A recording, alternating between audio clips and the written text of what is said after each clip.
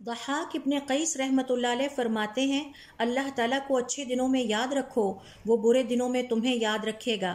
حضرت یونس صلی اللہ علیہ وسلم اچھے دنوں میں کثرت کے ساتھ اللہ تعالیٰ کا ذکر کرتے۔ جب وہ آزمائش میں مبتلا ہوئے اور مچھلی کے پیٹ میں قید ہو کر رہ گئے تو اللہ تعالیٰ نے ان کی پکار سنی اور انہیں اس آزمائش سے نجات عطا فرمائی۔ سورۃ الصافات کے آیت نمبر 143 میں اللہ رب العزت کا ارشاد ہے فَلَوْلَا أَنَّهُ كَانَ مِنَ الْمُسَبِّحِينَ، اگر وہ مچھلی کے پیٹ میں جانے سے پہلے تسبیح بیان کرنے والا نہ ہوتا لَلَبِثَ فِي بَطْنِهِ إِلَى يَوْمِ يُبْعَثُونَ، تو قیامت تک مچھلی کے پیٹ میں ہی رہتا۔ جبکہ اس کے مقابلے میں فرعون کی مثال بیان کی ہے جو اچھے دنوں میں اللہ تعالیٰ کا نافرمان اور باغی تھا۔ جب وہ دریا میں ڈوبنے کے قریب تھا اس وقت اسے اپنا رب یاد آیا اور اس نے اپنے رب کو پکارا۔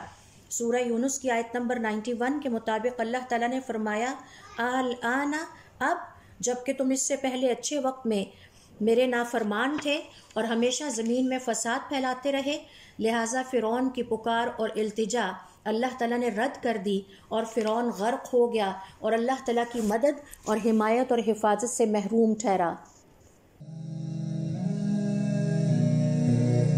Mm-hmm.